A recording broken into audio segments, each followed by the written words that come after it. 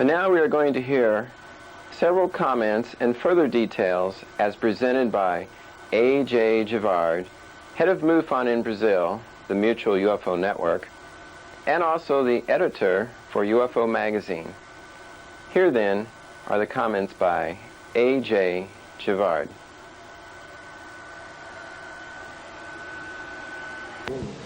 Yes, I'm A.J. Gevaerd, 34 years old. I'm the editor-in-chief of the Brazilian UFO Magazine and Brazilian National Director for Mutual UFO Network. I'm also director for the Brazilian Center for Flying Saucer Research for about 11 years now.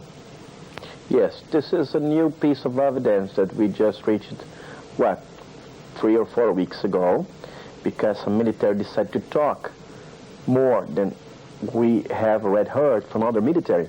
And this new witness have told us that he was participating in an operation of retrieving debris from a crushed saucer or a crushed object. He didn't know it was a saucer, a flying saucer. And this operation took place at the same night the alien creatures were spotted and seen and captured in Brazil.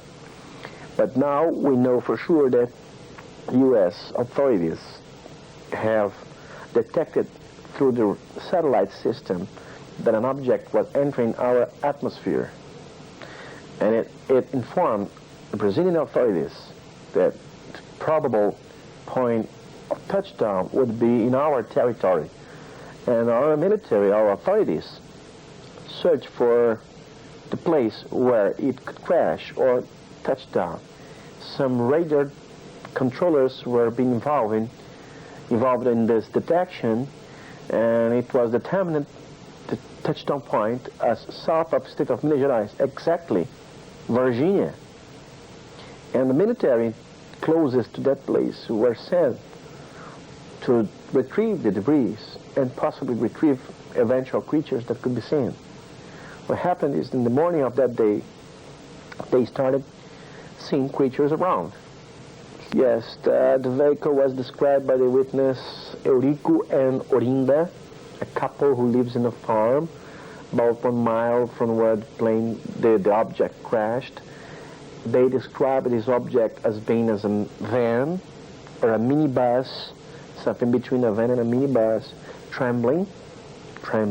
They said it trembling like a curtain, like this, trembling like this. That their metal surface was trembling like that and releasing a smoke, and it was falling down, and it fell down actually, and they fall into that. Creatures started being seen by popular people around.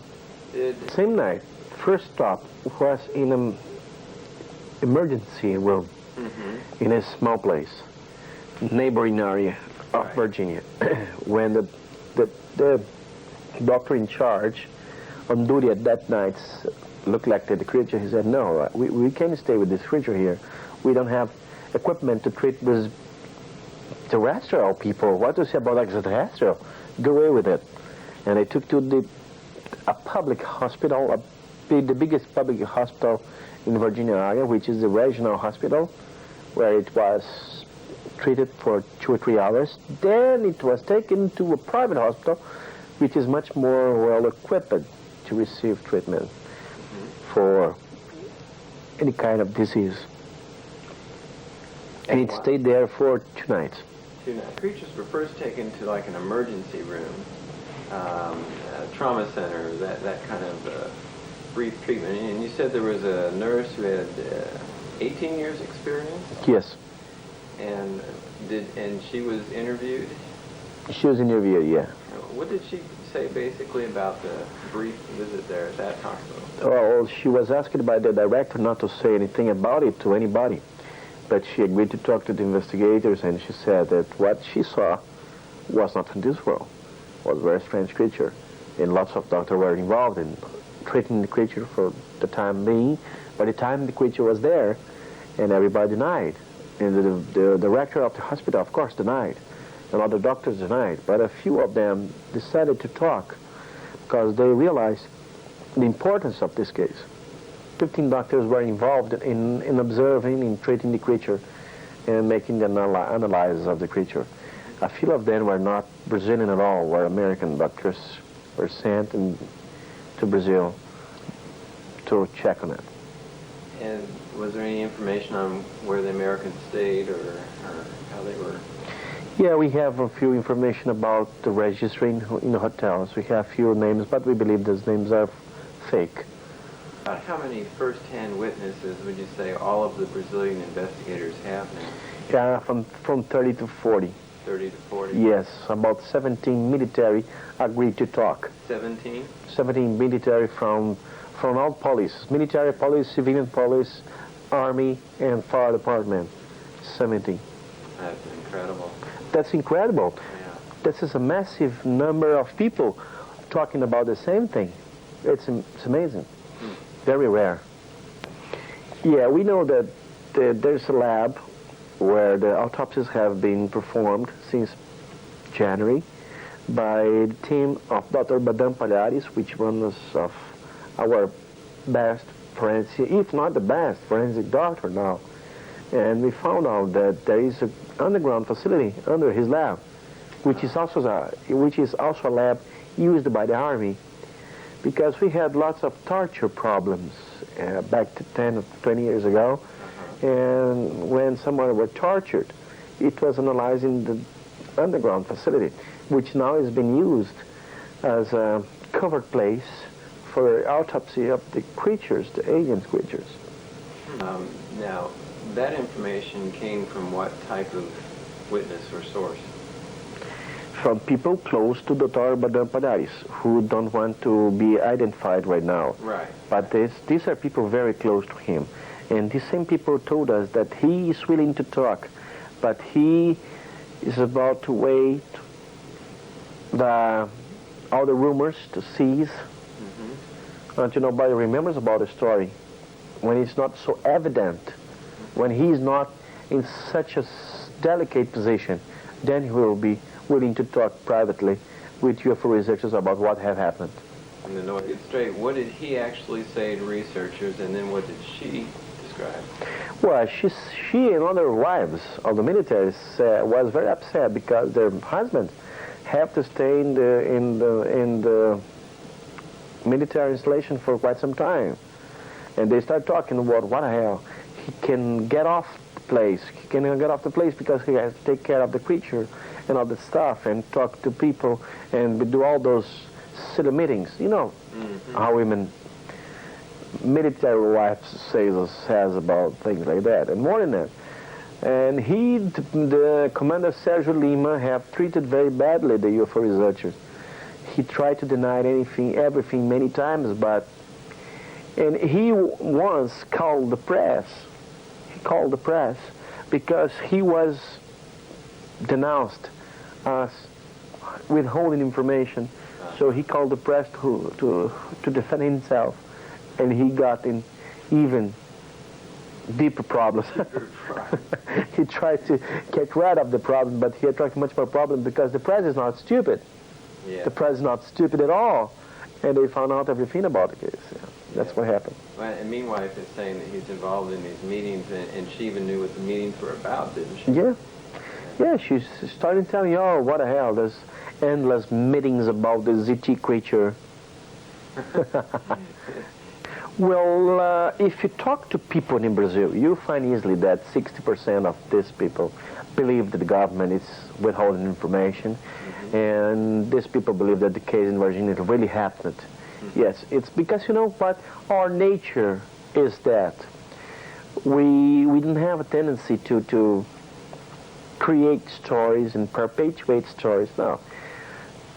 The press gave such a good coverage to the case that people believe because they have seen the evidence in television and other media. And I would say that 6% of population in Brazil believes in the case. Yeah, definitely. Well, John, I have a personal confidence that very soon we're going to have fantastic surprises.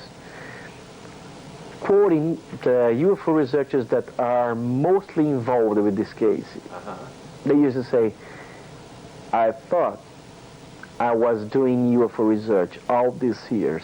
Now I know that I was playing with UFO research. UFO research is what we have been doing now. Now the real thing. This is the real thing. This is the real. Nothing is compared to it. This is what they say, and I believe them. What type of surprise are you? That we are going to force people to talk more and more and more, and there will come a time when we will have so much information that we will drop all this information in the face of the military and say, now what you tell us? We have all this evidence. Are you still going on with the story that nothing happened? They will be forced to talk officially. And when they do that, it's going to be fantastic revelations. If our government releases those information, it's going to be something unique in the world. But on the other hand, you can see that national, and not national, but internationally, there is a big movement between people to force all governments to speak about UFOs. Like U.S. government, this is 1986. They are withholding information for more than 50 years now.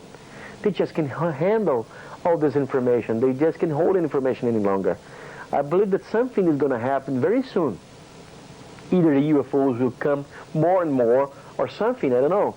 But I believe that the governments will very soon admit not only the existence of UFOs, but that they are here and now, and they are in some sort of mission toward us.